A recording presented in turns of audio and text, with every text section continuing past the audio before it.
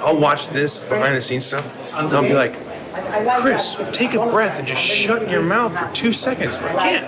It's a compulsion. And then she laughs every time. It's so nice. It's so nice. I'm so privileged to be the audience to your nonstop talking. Aww. I've got one really long chest hair. I think we've established that. She's always on the hunt for it. Gross. Here we go. That's how we get pumped up. Rocky, and then the Muppets. I know, I just came down here because I was like, I hear the Muppets. I think there's great chemistry between Bryce and Chris, but I think it's evolved to a point that now they can basically find a new way of relating to each other, which has just as much comedy as it does drama. Chris was saying, let's just like feel it out, like let it happen. Let it happen in the moment instead of predetermining it. Yeah. And she said, great, but she was faking it, and she had already predetermined exactly. I know what I'm gonna do. 3, 2, 1, action!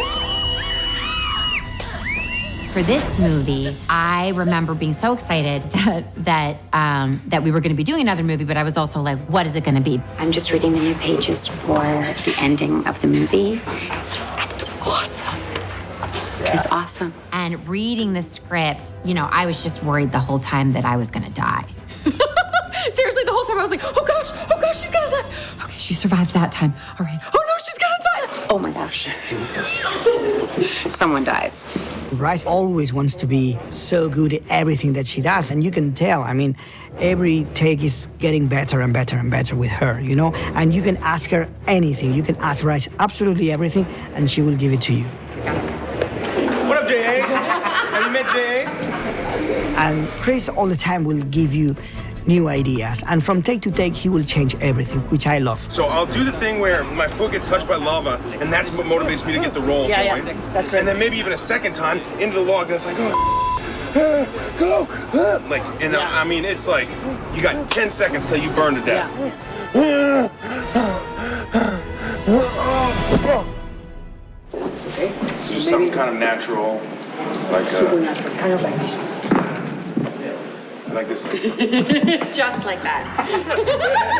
It's been so fun for us as, I was gonna say as kids, but we're not kids, but we feel like kids when we're on this movie set because we are getting to experience this thing that we admired when we were kids. Because Chris Pratt, I'd say like 6 really funny things right now. And you haven't experienced fun until you've acted opposite Chris Pratt in a Jurassic movie.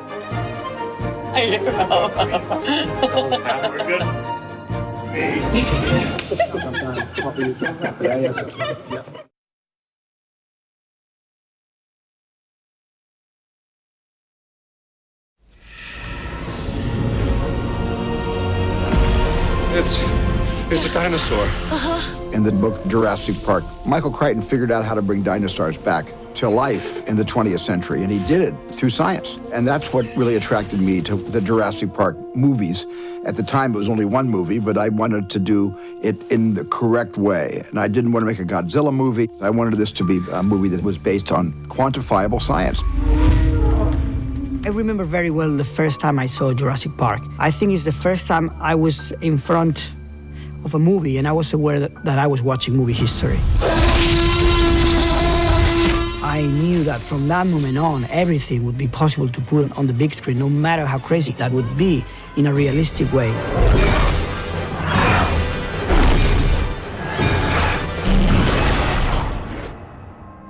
So what do we do now?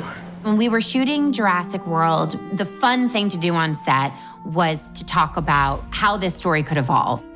This movie is not actually a sequel, it's part of a trilogy, so it's designed to be number 2 in the story of all 3 movies. Action! We knew you were only going to get to be on an island with a theme park once, because you're going to break everything, you're going to destroy everything that it was. And so what would be the result of that? What would be the next step beyond it? In the original book of Jurassic Park, they talk about how it was a volcanic island, and so we zeroed in on this as being an opportunity.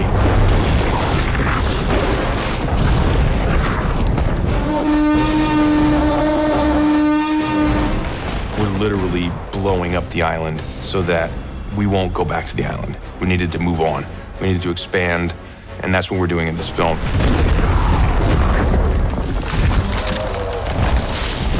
love how the film opens a grand spectacle and then becomes this kind of claustrophobic experiment in terror. We wanted J.A. Bayona to direct this movie because he lives in a world of childhood nightmares. If you look at the movies that he's done, and if you look at The Impossible, if you look at Monster Calls, even The Orphanage, they're all very suspenseful, on the edge of your seat kind of filmmaking. Michael Crichton's Jurassic Park was based upon real scientific theories. So these stories had to be grounded. You need to do them right. They need to feel 100% real. He has a need to make the audience feel what he's feeling. So that's why Jay's movies always keep mixing genres. Nothing is black or white, and the complexity of the human beings is the interesting part of the story. Yes. Or actually, yes. It's good to have a film professor as your director. J.A. shared with me that he was a film professor and he taught a class on Jurassic Park. There's something very, very poetic and cosmic about that. Every camera movement for me should be designed very specifically because for me that's the way I tell the story. With J.A., it's not so much what is there, but what might be around the corner. There's nothing in there. The tail. Yeah. Go back. Jay's ambition was to really do something very unique, something that stands out by itself as a piece of beautiful filmmaking, but at the same time integrates in the story. I did 3 movies in Europe, so I was able to show people this is what I do. And I was so fortunate that some of the people responsible of Fallen Kingdom saw those movies and thought I was the right guy to do the next one. And of course, I always wanted to work with Steven Spielberg. They showed me the cut, and I saw it by myself, and I thought J.A. just knocked it out of the ballpark.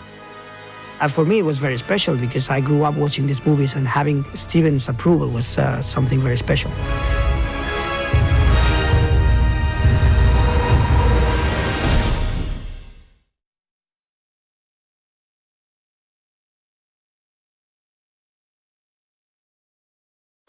And here we go, starting the Hawaii portion.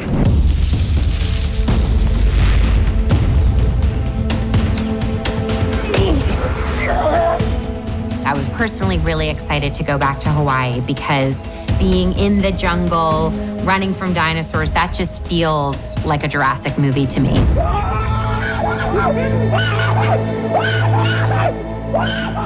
I love Hawaii. I love the people. I love the culture. I love the island. I've got every friend I know trying to book their 2 days to visit me. Watch this. I just nailed that so hard. The question is, are we going again? Going again? That means somebody failed. I don't want to say who, but I'm the only one in this scene. So, it was me.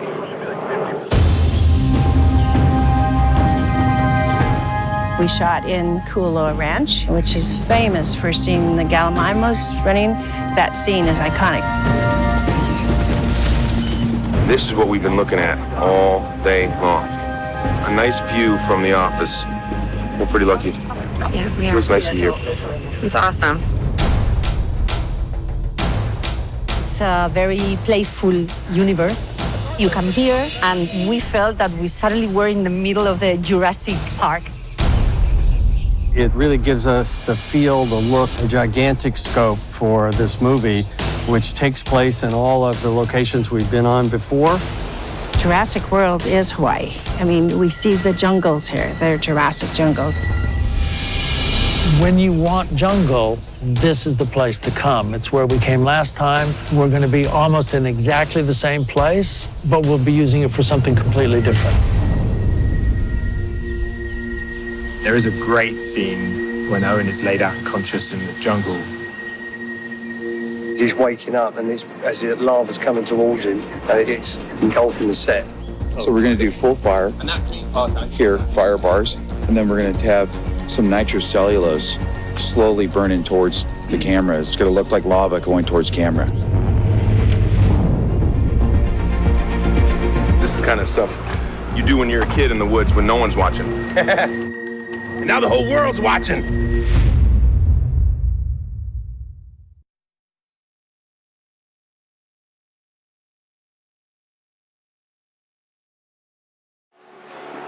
It's really beautiful, green. We're in Hawaii, what can go wrong? What could go wrong?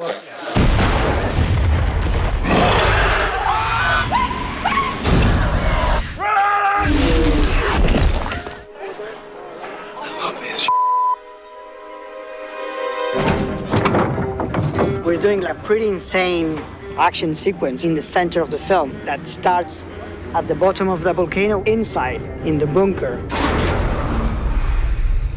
We enter into the bunker in Hawaii, and once we are in the bunker, we are in London. London, yeah. Yeah. We're just so Magic funny. of the movie. I know, it's crazy. Lava! Lava! We are shooting sequence where a baryonyx is chasing us. He has us in his sights, and there's lava everywhere. Lava is basically a zeolite granules, which are an absorbent granule. It's the same as cat litter. It falls into the grate, especially there's water in these tanks underneath, and that extinguishes it as soon as it hits the water. Things are heating up. It's getting a whole lot hotter. And action!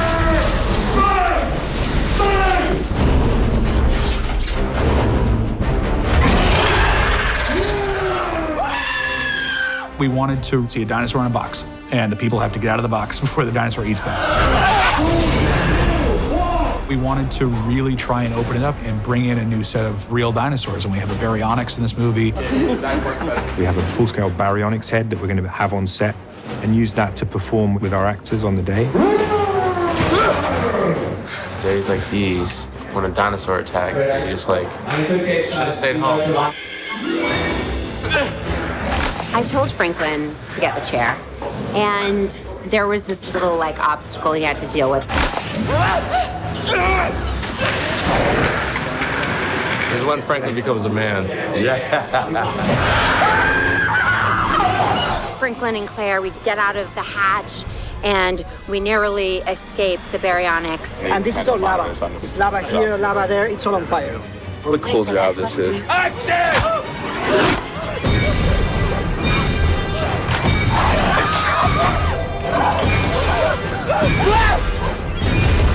And then we see Owen running and going like, run! And behind him is like a whole herd of dinosaurs.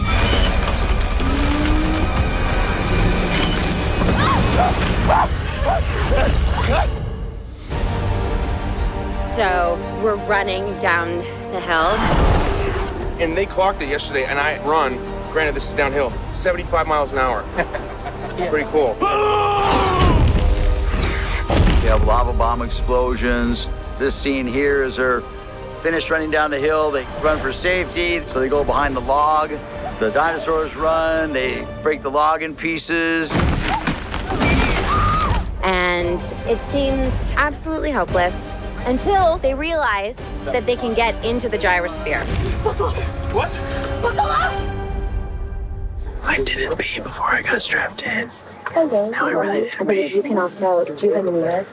I didn't hear that, and I'm not gonna let him pee. I'll get him a water bottle in about 15 minutes.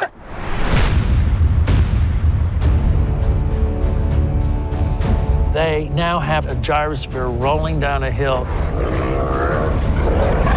The gyrosphere scene was one of the biggest challenges of the movie. You have one scene that has been shot in different continents. We have a first section in the island, but then the second half in UK at Pinewood.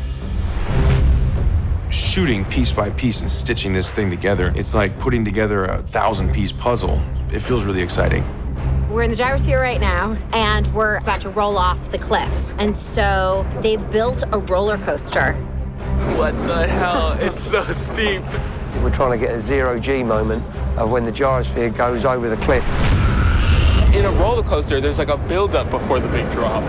And this is just the worst part of the roller coaster. Yeah, it's just the drop. Oh my God.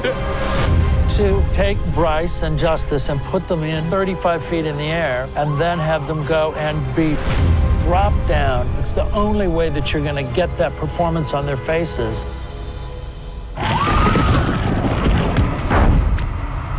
We had to feel the claustrophobia of what was to be into the gyrosphere as the gyrosphere is sinking.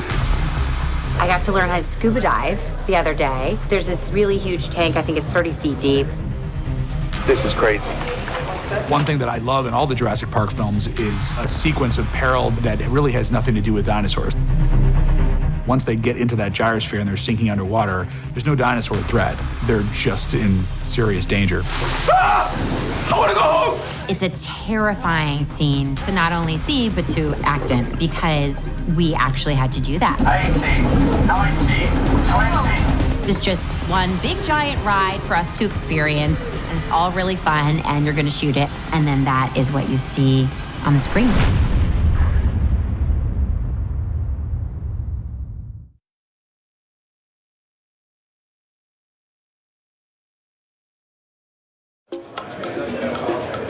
Hey, what's up? We're on the Richard Attenborough stage. Yeah, so we snuck underneath the truck. We're on a boat. Yep. But not in real life. We're pretending. Yep. Bye. Smells my oatmeal. What the hell are you doing? Let's cut. We'll go back to one. Go again right away.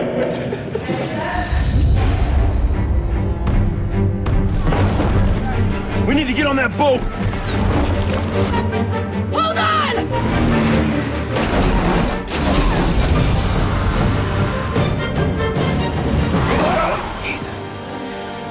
Oh my God, you guys are alive! There was, for me, one scene that was the heart of the story, which was the surgery on Blue. Steady pressure. Okay. Owen is not that sure to go back to the island, even though he had a relationship with Blue. But in that scene, you can tell that there's a change in those characters.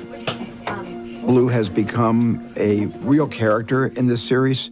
In the first movie, John Hammond liked to be around every birth, every hatching, because he wanted the animal to imprint on him. In this case, I think we have the audience has imprinted on Blue, which allows Blue to become a major, major character that we really care about.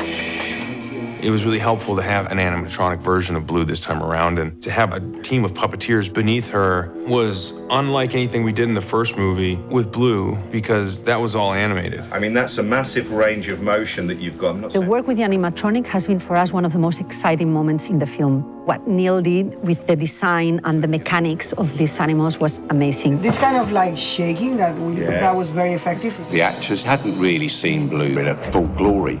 And so they walked onto the truck that Blue is on, and there's no one inside. There's just a dinosaur lying on the table, breathing and shivering. Wow, that's really good. And they just completely engaged with it. I like actually like freaked out like a all right, it's a little too real for me. I'm good. I couldn't help but freak out the entire time. Like it was, you know, as if I was in front of a real dinosaur. It sweat, it drooled, it blinked, it had eye fluid. It was just the coolest thing I've ever seen in my life. This is super disgusting. The kids will love this. We are beneath the table on which rests Blue, and each of these levers controls a different portion of her, from each of her fingers to articulating her wrists, shoulders, elbows, her jaws, her eyes. There's a whole team of dudes down here. Hey guys.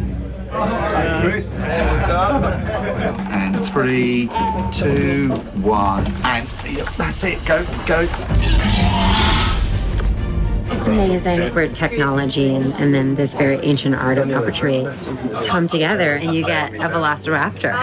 No. Did you feel that? Yeah. Okay, here we go.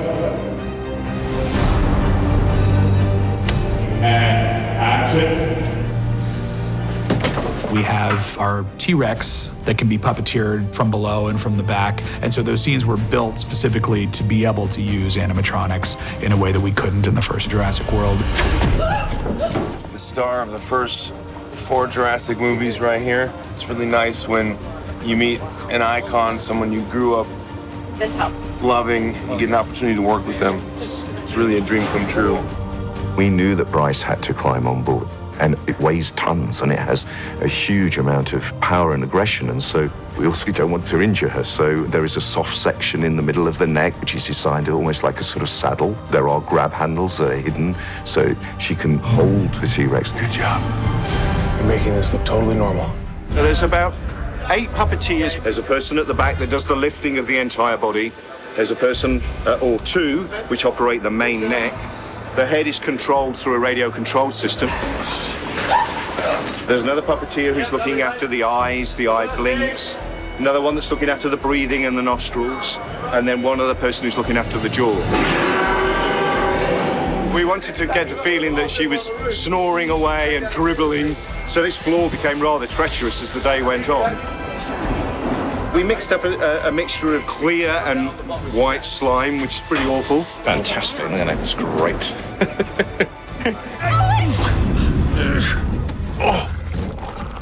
I've been able to ride on the back of a T-Rex, ride on the back of a T-Rex. Can you imagine how my children reacted when I told them that? I was like, you cannot tell anybody. You cannot tell a soul. But I'm riding on the back of a T-Rex, and their eyes like just about popped out of their head. I'm on a T-Rex. No big deal. Just, riding on a T-Rex. The T-Rex is never going to lose its bite. That would be impossible. I love coming on the set and having a real dinosaur there. You feel like a kid when you come in and there's a real dinosaur. We had animatronics, we had the CGI. The secret was to merge both technologies, to cheat the eye of the audience so they don't know if what they're watching is real or not. Oh my God, that's so awesome. And then 3, 2, 1, action!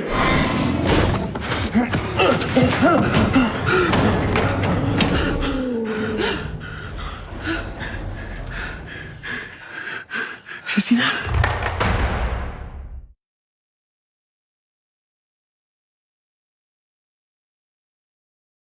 H4 Echo, take 3. Mark.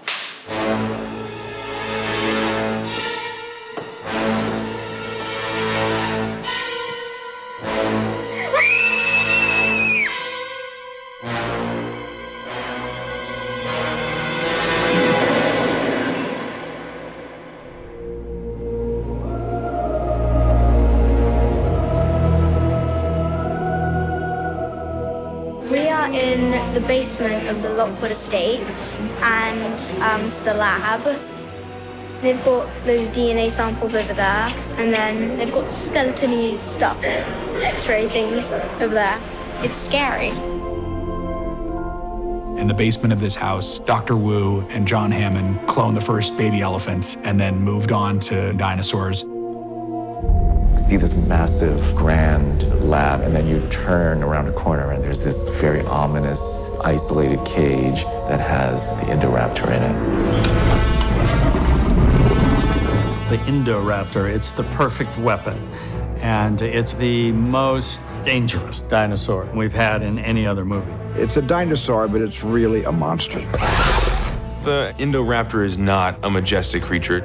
It's a homicidal maniac. I was kind of scared because you turn around and it's like here on your face, and it's like full talons and everything, and so it's kind of scary.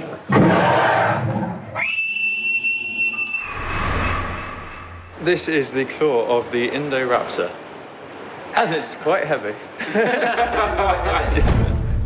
Our role at the Indo is to take the initial design and develop it in the real world.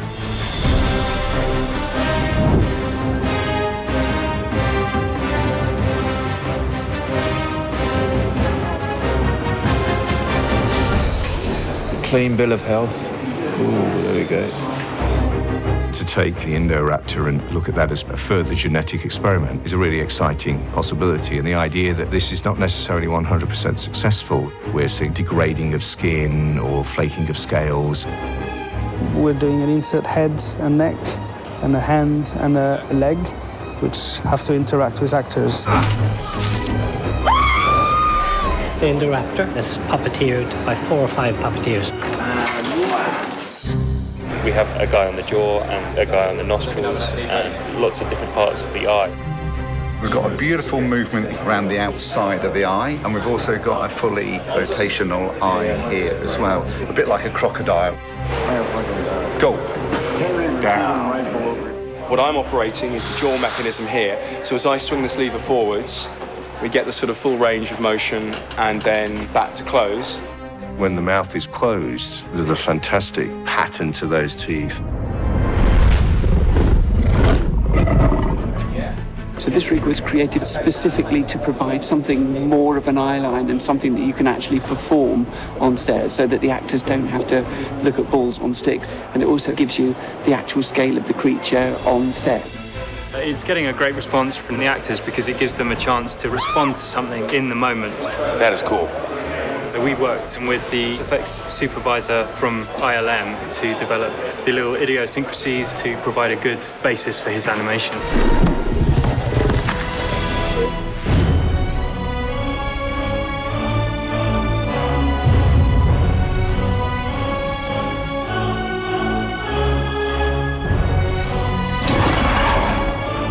If I was Dr. Henry Wu and I made the Indoraptor, I'd be very proud of myself.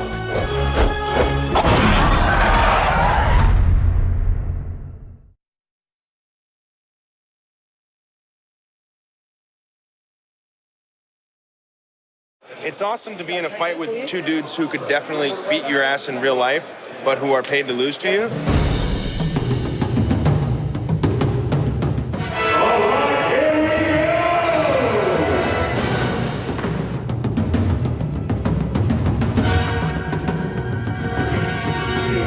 Here we are on Dancing with the Stars, choreographing our battle scene dance.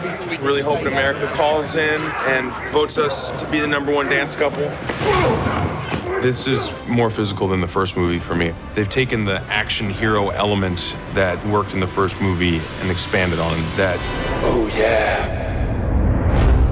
Welcome. We'd like to offer you a special treat.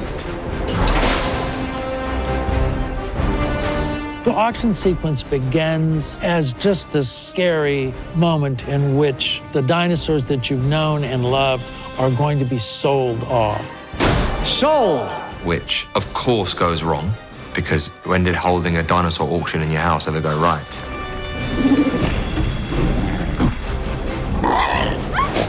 The Stygimoloch, it's like a funny dinosaur, so it's not scary. From the very first moment, I realized the potential of the Stygimoloch. He breaks everything. I mean, he doesn't stop. There's a moment that you can see just people flying and flying.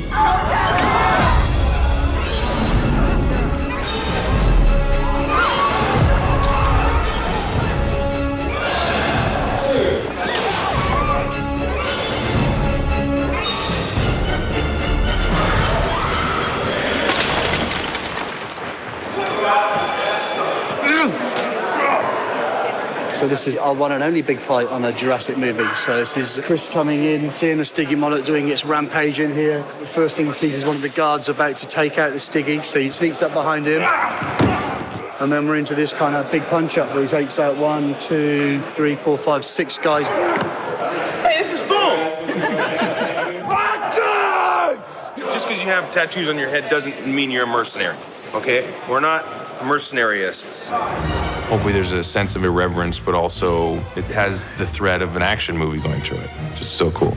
You get into a fight in a room with a load of dinosaurs, get to beat up a load of guys. It doesn't get any more action than that, does it? This is Jurassic pumped up.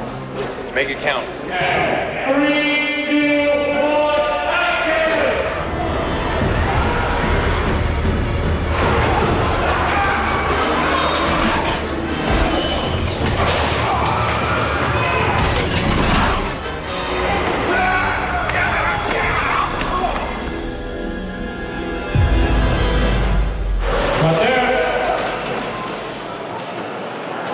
I don't know the official number. I think it's around 4,000. I think I just beat up 4,000 guys. I left my own path of destruction.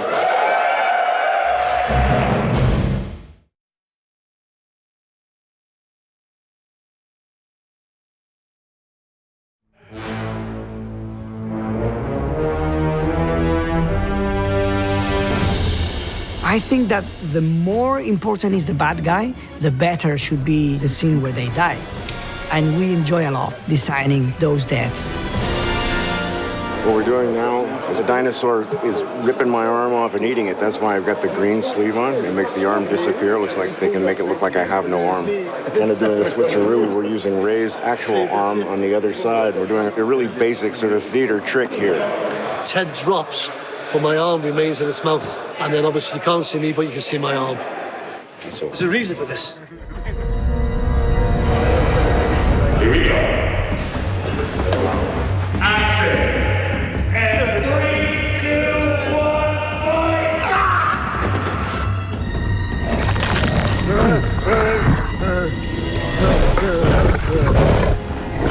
One of the beautiful things about this is that they're using a lot of puppets, and these guys are brilliant, so the characters really live.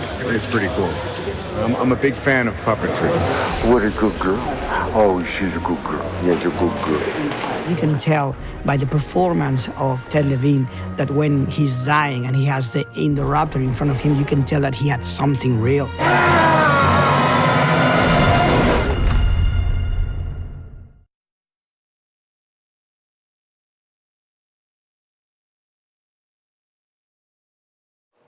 So guys, there is fire in the hole. We are firing blanks to make sure everyone has ear protection. Oh, look what I found in my ears.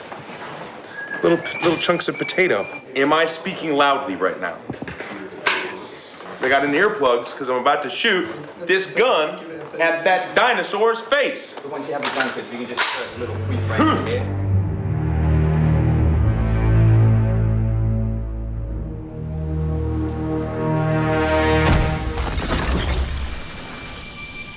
The first time I thought about Jurassic World Fallen Kingdom, I thought about what was my first reaction watching the very first Jurassic Park. Turn the light off!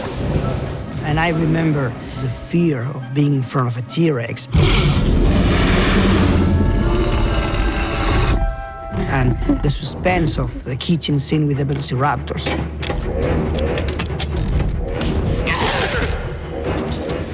And Colin was wanting to have a bigger sense of suspense in Fallen Kingdom. The whole movie was building to a Monster in a House movie. And we had a vision of a little girl in her bed with the covers pulled up tight with the little kind of starry lights that your kids have in their bedroom. When this idea of doing this like feral creature came, and make this the villain creature of the story, the monster, the first reference for J.A. was Dracula. When I was a kid, one scene that provoked nightmares for months was Frank Langella playing Dracula in John Badham's version. And I remember Frank Langella crawling down and sneaking in through the window, upside down. From the moment I read that on the script, the Indoraptor is sneaking in through Macy's window, I thought it was the same idea, and I wanted to bring back that fear that I had. That scene is a homage to John Badham and that version of Dracula. Action. I love making movies. He's crawling up the bed! It's one of my favorite scenes in the movie, if not my favorite. That simplicity of a scared little child and a vicious dinosaur in a tight, confined space, I think is incredible. And we had that amazing fight that Blue has with the Indoraptor in Macy's room. Kids always play with dinosaurs, mostly in their bedrooms. So I thought, how cool would it be to bring that game to reality? So you turn the toys into real dinosaurs, and you turn that fantasy into a real dinosaur fight. 3, 2, 1, hit!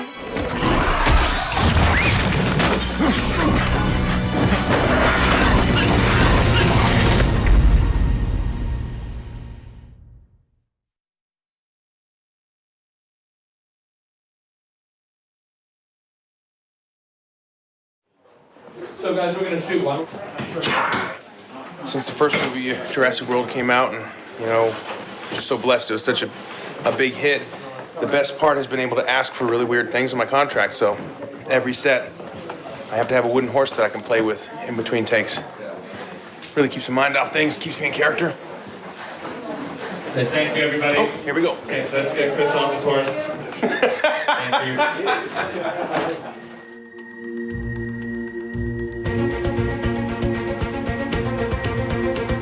Jay and Colin, they thought, let's go for the classic. Let's go to the rooftop.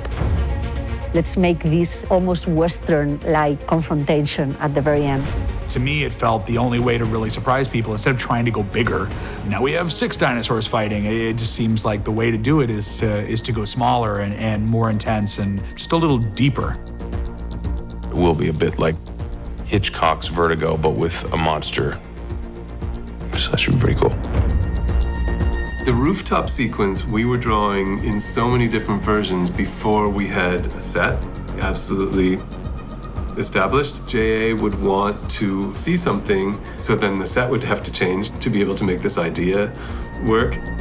You need to have everything very, very well prepared, but sometimes it could look like rigid if you get a stick too much to the previs or the boards. I think the shooting is something alive. And you have great people all the time around you. You have the actors, you have all the team, and you try to make it better. I rehearsed for the big stunt, which is Maisie sliding down a massive glass roof. This morning, we practiced actually on the set, where Maisie's climbing along the roof and the Indoraptor smashes out of her window. I'm gonna be really scared, and you're gonna be like, come on, Owen. Here we go. And action! Come on!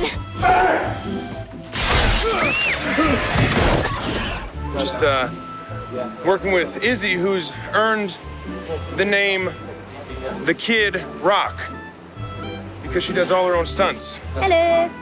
It's quite fun. Yeah, fine. You good? Yeah. This way! We're on top of a roof, and there's rain, and harnesses, and dinosaurs, and lasers, and I mean, what more could you want? A little wet, cold, and beat up, but still happy. Okay? Still happy. You're doing that, so at least we'll be like, bang, bang, bang, bang. So I'll just bang and you just tell me when to stop? Bang, bang, bang, bang, bang.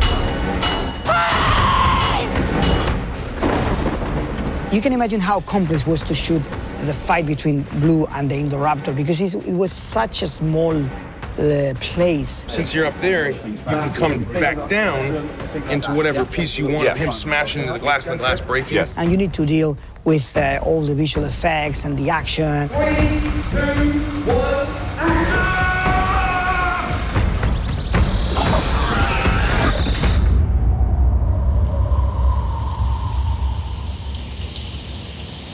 But everyone was so prepared, so ready. Everything went perfect.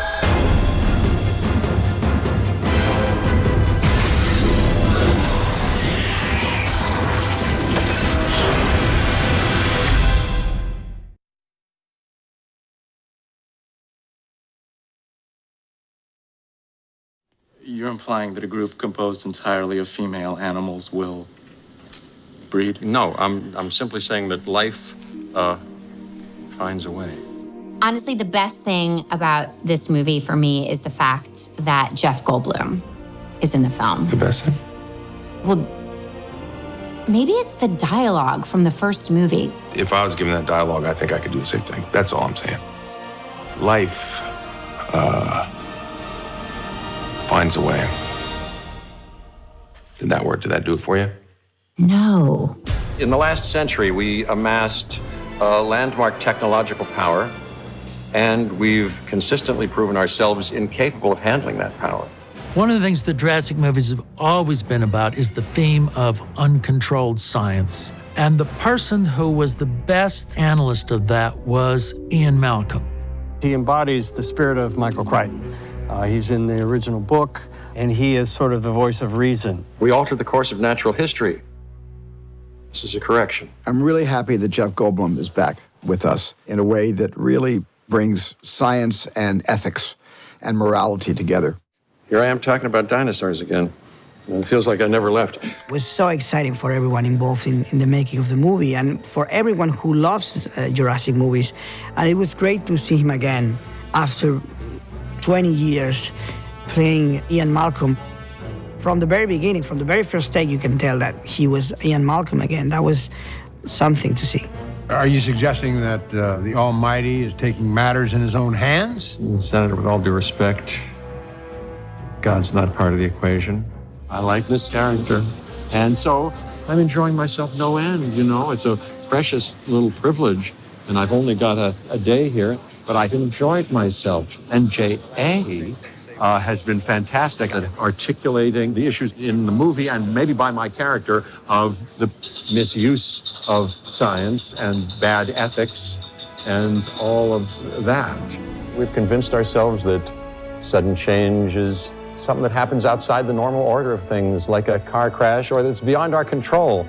A lot of the dialogue that he has in the Senate hearing is from Michael Crichton. It's from the book, Jurassic Park. And it's amazing how many ideas that apply to this movie are in the original book. We don't conceive of sudden, radical, irrational change as woven into the very fabric of existence. Yet I can assure you it most assuredly is. Jeff Goldblum, not gonna lie, that's pretty awesome. So great to see you. Congratulations. Thanks, man. All right, whoop! Just hanging out with Jeff Goldblum. No big deal. Welcome to Jurassic World. Very nice. Cut there.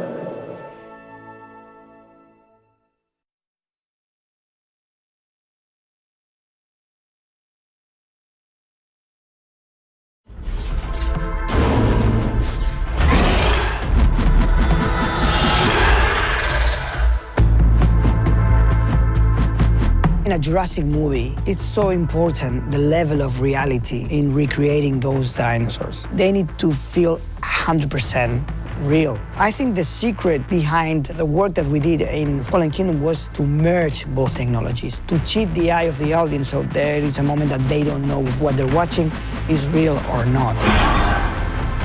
We've taken J.A.'s vision for what he really wanted to bring to the franchise. He felt like the dinosaurs needed to be more individual. So we brought a lot more detail and markings and color into the dinosaurs to try and imbue a sense of character. They have a lot more personality than they did before. We have a lot of ideas about how the original dinosaurs look. There are obviously contrasting and conflicting ideas, but we've got something very firm to base the designs on.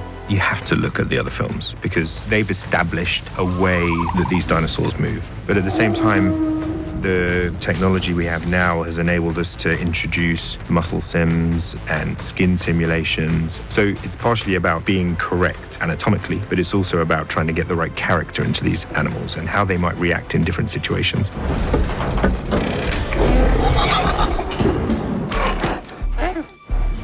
Shh. All right. Blue is obviously an incredibly important aspect of the film. We learn a little bit more about how Owen raised her, and you can understand the emotional bond that they have now. We looked at a lot of reference footage of baby ostriches and baby emus. And then puppies especially, just trying to get that fun, inquisitive feeling when puppies are confused by something they haven't seen before and they'll really twist their head in that sort of cute, fun way. It was really trying to incorporate that into Baby Blue. It was important to show that from the time that she's born, Owen is constantly recognizing that she's a special raptor that has a kinship to him as a human. Yeah. And then I feel like that's the opportunity to get in camera. Yeah. We had a great relationship with Neil Scanlon and his animatronic team, who made some of the best animatronics I've ever seen. What has been fun in post-production is where JA's wanted the animatronic just to do something a little bit different. So with the Blue operation scene, we enhanced certain elements of the animatronic.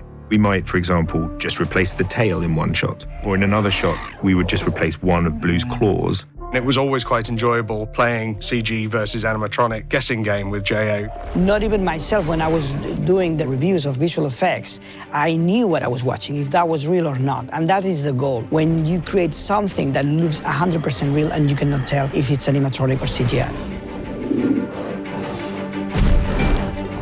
The Sinoceratops finds Owen unconscious in the jungle and almost out of a motherly instinct wants to save him. This character, which I love, she's supposed to be very motherly, very kind, but tough at the same time. So she should have this tough look, but she should be like an old wise lady as well. And there's this extreme close-up of the tongue coming out of the mouth and then licking the face. It's hard to watch that every day at dailies over and over and over again. There was an on-set tongue, quite large, quite gooey, and our effects team did an amazing job of bringing the tongue to life.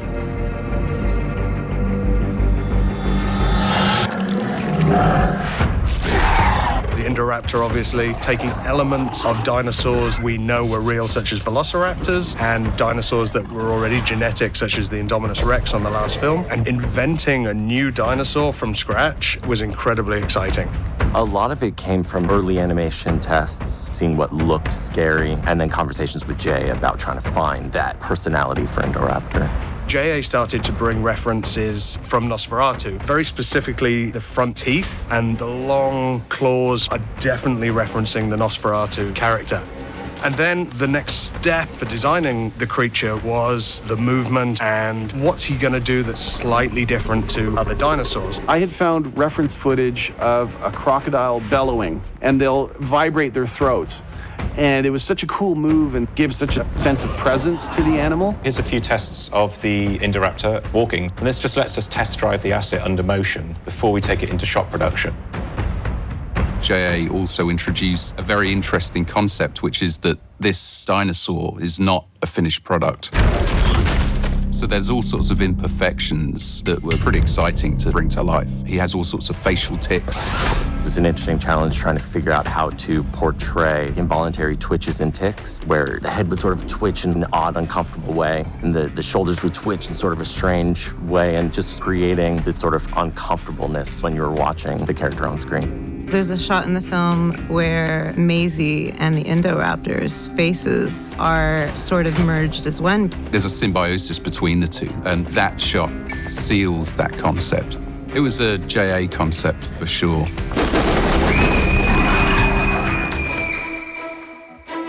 The Indoraptor fighting Blue was always very specifically in Maisie's bedroom. JA had a very clear idea that he wanted it to feel like a real bar brawl. And they just trashed this bedroom. So they filmed the room clean as it was and the room completely destroyed. And then our job primarily was about doing all the interaction between the dinosaurs and replacing it with the CG assets. So we ended up modeling just an enormous amount of assets, sofas, cushions, tons and tons of toys. We had a few Easter eggs, like we had a little ET toy. We did all sorts of bookshelves and dynamic books. We modeled just tons and tons of assets that all got destroyed.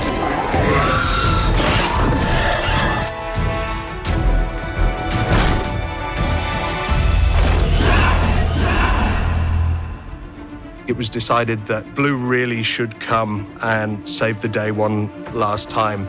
And the final moment with the Indoraptor and Blue falling through the roof has been always a very iconic, almost religious moment with beautiful moonlight behind and glass falling around them. And it felt appropriate, I think, as we prevised it, that this started to become a slow motion shot just to really hold on it. You really want to enjoy that moment of them falling.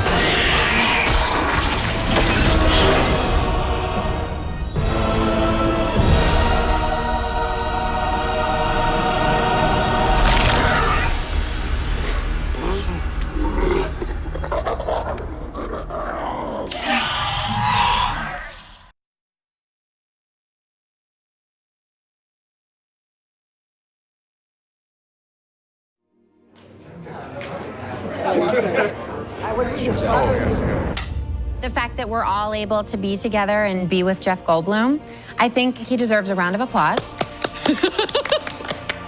Jeff, we brought you here today. We've got a room full of people that just love the heck out of you, but we need to talk to you about your piano playing. This is an intervention. I'm sorry, I apologize. There's a moment in Jurassic Park where you're lying down and you've been hurt and your shirt is unbuttoned down to here that's been painted since.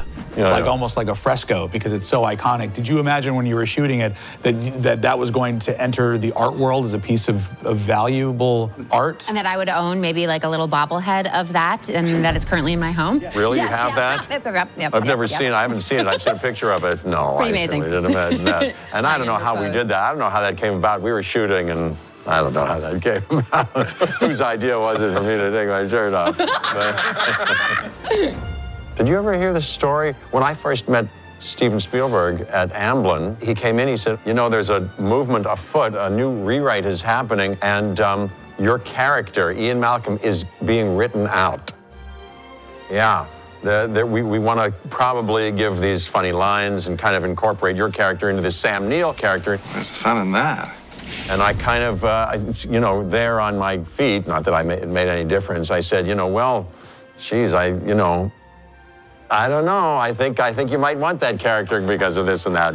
That's what I did, and that had no impact. But I finally got in. But that was that. So I was just thrilled to be there, and and trusted that he would do something great. Boy, no, I hate being right all the time. I remember very well the first day that we were in that set, that it was the first time you were acting in front of the T-Rex, the animatronic, and how exciting you were. And I would like to ask you, how makes it difference for you performing in front of a real thing? Oh, it's way more fun as an actor. Actors, our involvement is in this middle layer where we're sourcing this raw material, we're getting all the shots, we're shooting the film. But if it's animation, that doesn't happen until the next layer, and I'm not there for that. So I don't know what that animation is going to look like. But when you have an animatronic, which is to say a puppet, something very real, visceral, you can touch it, react to it, come up with moments between you and this thing, there's a real connection. So you did all your own stunts on this, or you had a... No, I had a stunt man, but I don't think there were any stunts on this that I didn't at least attempt to do. Are any of those in the movie? Your attempts? I think there are. There is one that you rolled through the T-Rex. The T-Rex, doing the somersault through a T-Rex off of a truck. That's real. That was a real T-Rex. That was. Yeah, we did it. We did it like 3 times because there's this trick in the stunt world where you have a stunt man do a spectacular thing and then he dips out of frame and then the actor pops up, And that's always such a giveaway. That the actor didn't do the stunt. So we were doing this, and the momentum every time it kept bringing me down below frame. It makes you a little nervous. Pat was like, come on, hey, listen, it's early in the movie. Take it easy on your body. I was like, Pat, I can do this. What's the point of having me do the stunt if I leave the frame? One more, I got this. And I did it on that one. I banged my elbow so hard, but I was immediately embarrassed that I wasn't gonna say anything. They're like, you okay? I was like, am I okay? Yeah, I'm fine. This movie was, it hurt my body. I just got banged up on this one. Owen didn't somehow. He had a little grazed cut. Oh, he got grazed. Yeah, there was a little graze. Yeah. I take it back. Yeah, he got a graze on his eyebrow. I love that all of us tend to regress back to this certain place where you're not thinking as an adult at all. Right. It's like, what would be awesome? Yeah. And then let's do that. The weirdest job. And that's what every scene was. I feel like every single action scene, we would get there, and it was sort of like, okay, here's what's written, here's how it's mapped out. And then Chris is like, what would be cool? We'll know tomorrow. Just don't fall asleep tonight. He has 12-year-old boy Spidey sense. It's just... This is the first I've ever heard of the 12-year-old boy thing. Yeah, over and over and over That's totally intentional. I have to really dumb myself down to get to 12. Win t-shirt contest, bro! That's not my median resting brain level, just so you know. First of all, it was the first day of shooting. Yeah. I just played the John Williams music on the speakers. So awesome. we are there in front of the crew, and then you see yourself with your costume, Yeah, and then you see that puppet acting in front of you, and I can tell watching those takes, the excitement of being acting in front of something real. I can see that very well. Because then I can bring my son, and she's got her kids, and he's looking at a T-Rex laying on the ground. The production gave me this still photo. It's so beautiful, but it's me holding Jack, bringing him towards this T-Rex, and he is terrified in the photo. And I look at him like, oh boy. Maybe I should have been a little more thoughtful about dragging a 4-year-old into the mouth of a T-Rex. And when you guys look back on Jurassic Park, does it look primitive to you? Does it look like, King Kong versus Godzilla? Does it look like Mothra, No, we unfortunately, I think for both of us, you're held to that standard every time. And if anything, the question is, why doesn't it look so much better than 1993? Must go faster. I think it's only 6 minutes of CGI in the first Jurassic Park, something like that. because at that time they couldn't do more. They had to use a lot of animatronics. And I think that when you do one of those scenes, I think the secret is to combine techniques. And that's what works so well from the very first Jurassic Park, that you're using all the time animatronics or guys in suits, and combined with the CGI, it's very effective. But you knew your way around that. I mean, from when a monster calls, you know, dealt with all of those issues. After shooting a tsunami, I felt prepared to shoot a volcano. Holy! And after shooting a giant tree that talked like a man, I was kind of prepared to shoot a T-Rex.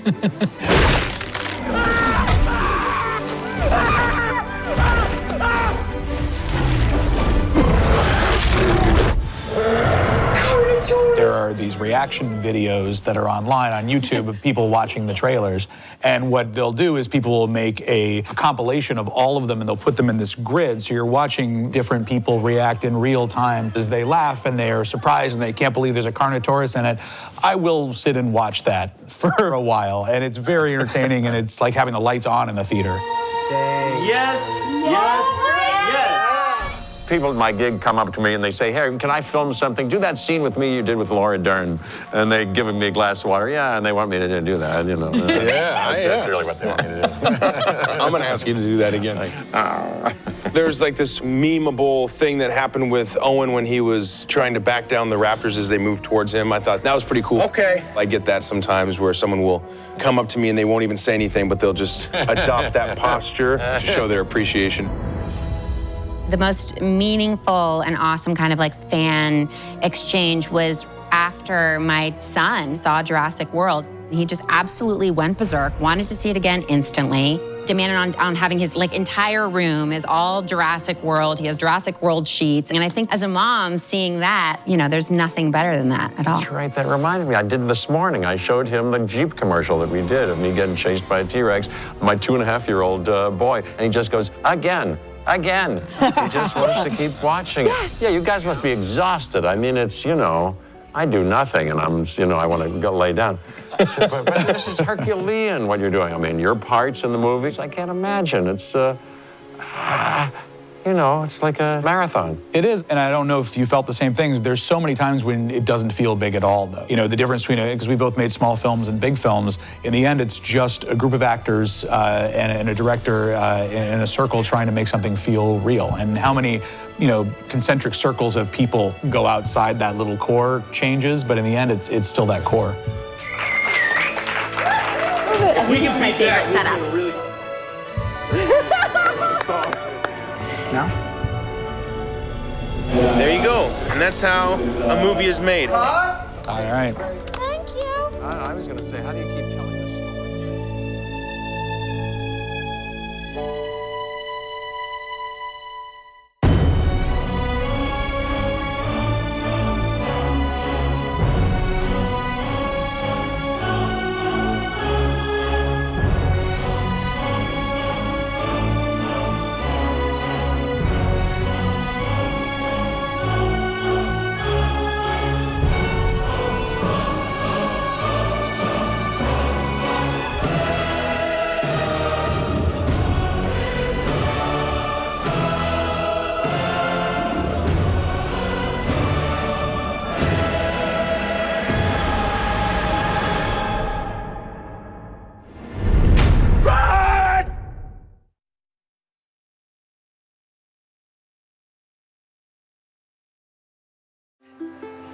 In tune? Yeah. I can't believe we did all of this for whole months of pure Jurassic bliss. We all worked our asses off, so I make this toast. But now we're at the end. Say a prayer for post. I know this isn't a Jurassic song, but you're all Jurassic-hearted people. And in my heart, I'll carry along the joy I had shooting this 5th sequel. 'Cause if anybody could do it right, it was you guys. So I'm sorry if this was a fuss, but thank you guys for letting me be a part of the us. Oh.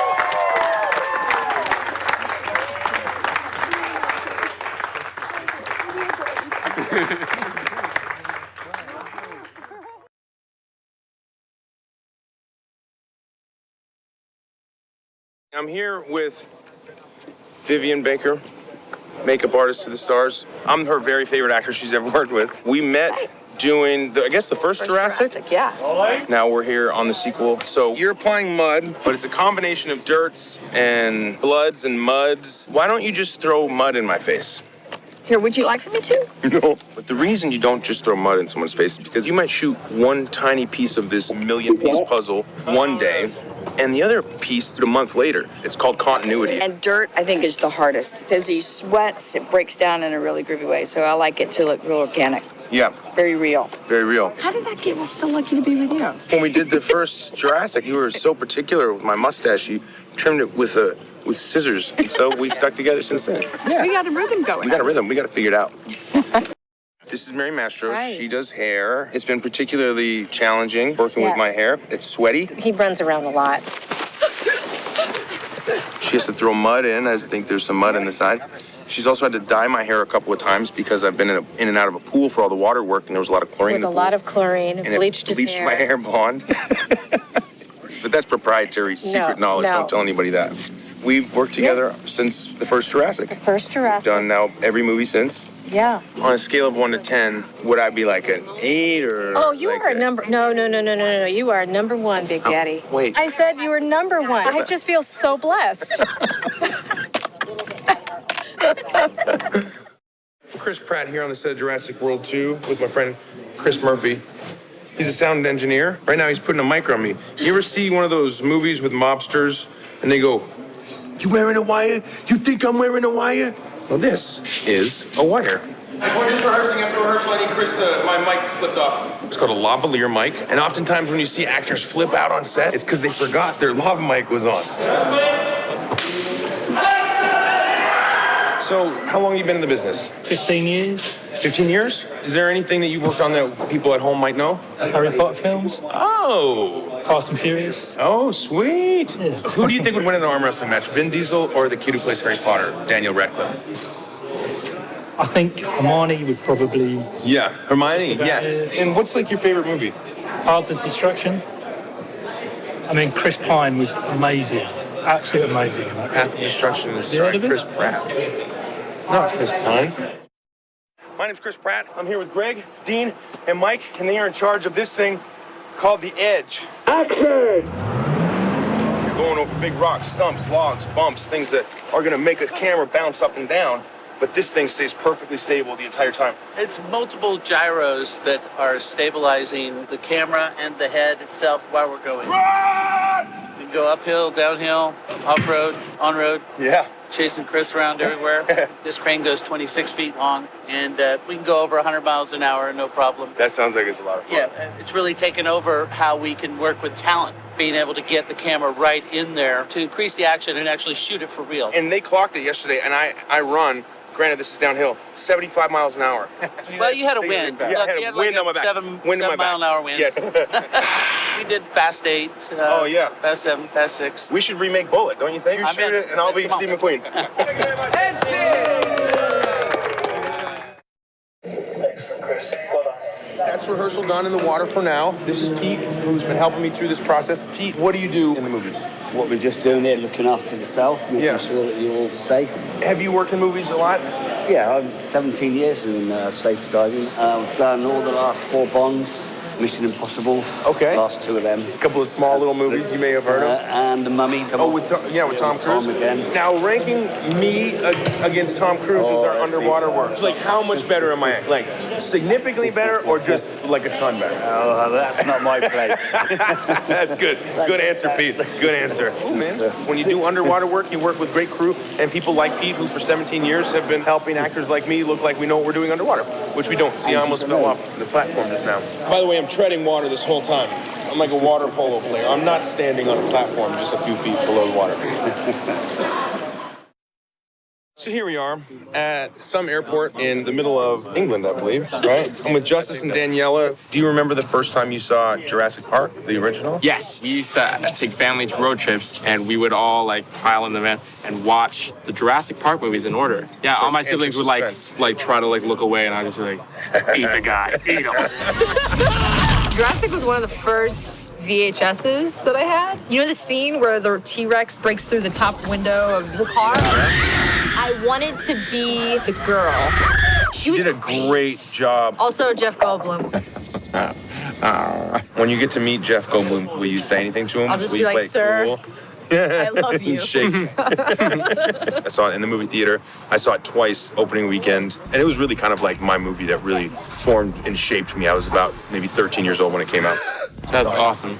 We gotta take you. Sorry, guys. Way more important. It's very true. Oh, you're making a movie? We're making behind the scenes. So. Come on.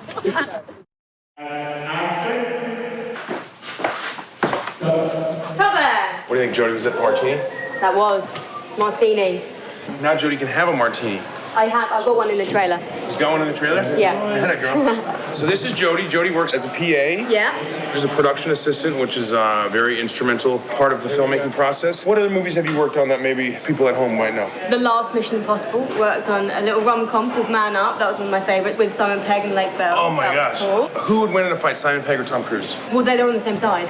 So would they not work together to Yeah, you're right. defeat Trick question. They'd both win. And the world will win then. A lot of times when you're talking to someone like a Jody, in the middle of the conversation, they kind of start staring blankly like this because they're being spoken to on the radio, like a Secret Service agent right there. Is anyone talking in there right now? No, but it looks like this.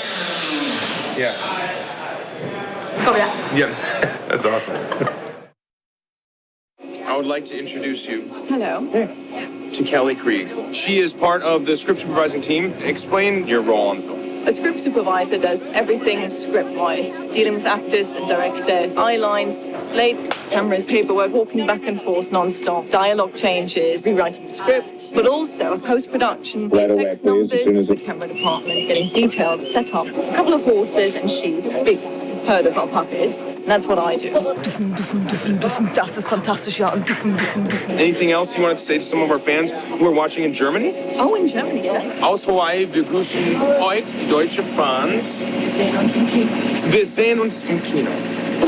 See, I need to brush up on my See, German. we should have started this way earlier. Well, we've still got 3 weeks left. I can learn a lot in 3 weeks. I learn all my lines in like 3 minutes before we shoot. Next time you see me, I'm gonna basically be a German teacher. Otherwise, I'll be ashamed of myself. I don't smell very good, Kelly, but you're gonna have to get some of that. Yo, what up, Jay? At some point, I want to do an interview. Okay. Will you do it? Yes. Tell me when you have time. I know you're very busy. I think we are super late today. We are a little bit in a rush. Sorry, can't do it. Been shut down again by the director. Since we're not going to do the interview now, like the official interview, you can just talk about how great I am if you want. Yes. Yes, he's great. Awesome. He's awesome. Said just take it over there. Yeah, he's great. He's awesome. We don't have to just And very good looking. Chris Pratt here. I'm here with J.A. Bayona, our film director. What? I'm here with J.A. Bayona, our film's director. Hey, I'm Jay Bayona. I'm directing this movie, Jurassic World: Fallen Kingdom. Louder! Sorry. The wind. It's because the wind has to be louder. It's the wind. Yep. James, that's it, yeah. So you're a stunt guy. That's right. How long have you been doing stunts? So doing stunts for 7 years. 7 years? Yeah. Anything that we might have seen you in, or any movies that you have participated in that people at home may know? Yeah, we did a few of the Star Wars films with Rob Inch, the coordinator. And what were some of your favorite movies growing up? Jurassic Park, of course. Nice. I like creatures. Oh, yeah. So I love dinosaurs. Do you want to tension up a little bit, Daryl? Can we tension up some more, please?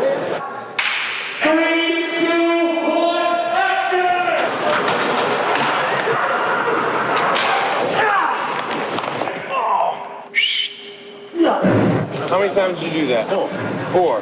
Yeah. Good job. I think that was amazing. How are you feeling, like physically? Yeah, it was good. You're gonna have some bumps and bruises tomorrow? Maybe. But that's part of the fun. These guys are awesome.